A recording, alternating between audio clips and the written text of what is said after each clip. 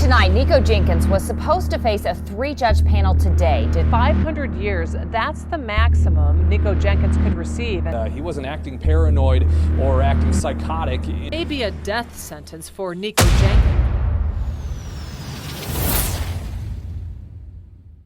Imagine sitting across from a man accused of brutal murders. 5 brutal murders, 1 chilling suspect, and an interrogation that reveals more than just facts. Nikko Jenkins sits calm, but beneath the surface, something far darker is brewing. Today, we peel back the layers of this chilling case and expose the mind behind the madness. Nikko Jenkins, known as the Midwest serial killer, terrorized Omaha in 2013. Between August and October, Jenkins was charged with the murder of 4 individuals. His rampage shocked the community and triggered one of the most intense manhunts in Nebraska history. Schizophrenic, bipolar, so I don't take medication, so right now, that's why I'm trying to stay. That's why I told them they need to hurry up when I'm in this mind frame. Okay. So that when I speak to you, it's clear. But another thing, what I'm about to do, the sheriff office and you guys need. Captured by Omaha police, Jenkins faced hours of questioning. Watch closely. This is not just a confession, it's a battle of wills. Notice his shifting tone and the way he carefully chooses words, a classic tactic to control the narrative.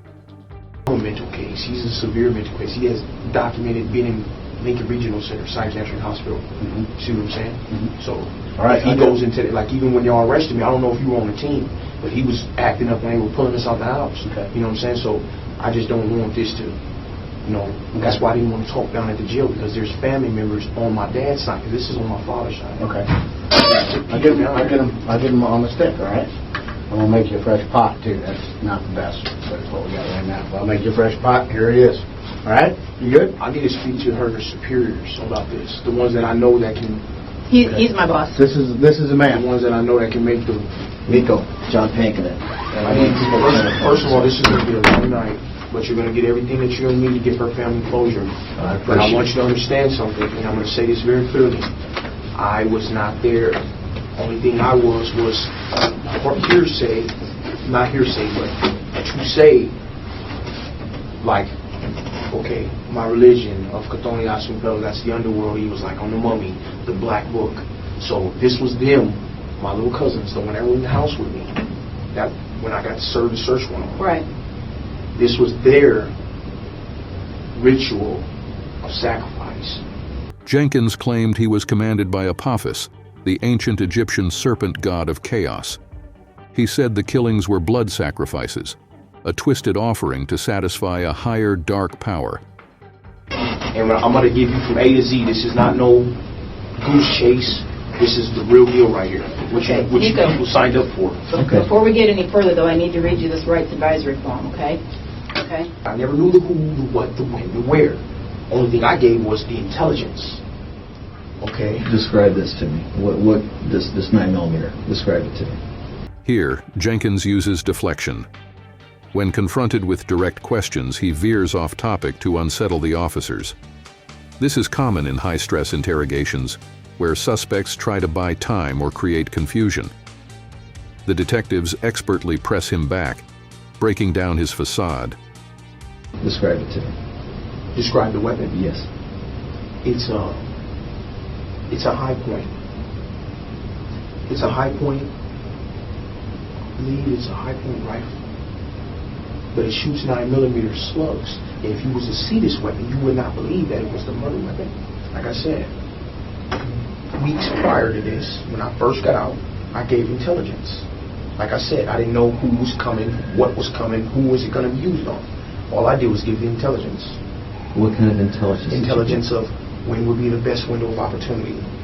What roads to take in. If you're going to do something way out west, they have cameras on the lights. As you know, when you take Fort from Military Ave, it takes you all the way out with no cameras, pitch black at nighttime. You realize that one, right? So if you're coming from that crime scene, you can hit it straight out to Fort, and take Fort all the way back to Military Ave, all the way to the Walmart. That's right off the interstate. Ain't that Walmart right off the interstate? Off of Military Ave? Yeah. So my point is, things like that, the intelligence of what paths to take, you know what I mean, to avoid the cameras, things of that nature. The bar closed at this time, bartenders, and they're walked out to their cars, but after that, you know what I mean, you know what I mean? Because the specific point was to get her to an isolated place.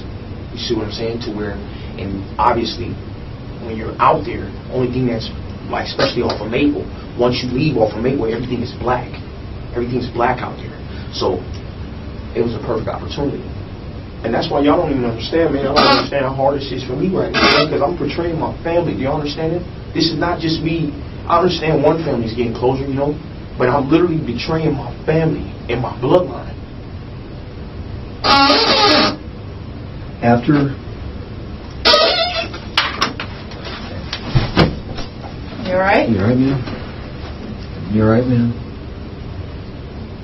That's what I don't understand, man. Is that I was in the Nebraska Armed Corrections, man. All I wanted was help from the people, man. This case challenges us to reflect on justice, rehabilitation, and the roots of violent crime. How do we balance punishment with prevention? And what warning signs should communities watch for before tragedy strikes? I'm telling you right now, what I've just given you, I will testify to that. And this is the first time that I've ever aided and assisted law enforcement in my life. So any jury, any judge, any prosecutor will be, once I sit on that stand and testify to this, it's golden. Any jury is not going to look at me and say, oh, he's told before and he's done. With my history and my reputation and this first time testimony of ever aiding and assisting law enforcement, and everything that I'm saying is accurate. Okay. This is, you gotta come to terms. I understand. Because here, listen to me. But listen, no, I've listened to you for a long time. It's time for you to listen to me. Because like what you said, if you don't tell me what the heck happened out there, people are going to think the absolute worst.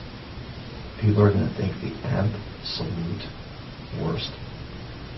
Hey, if this is a robbery went bad, if there's someone panicked, if they did something really stupid, now's the time. Because otherwise, you're right.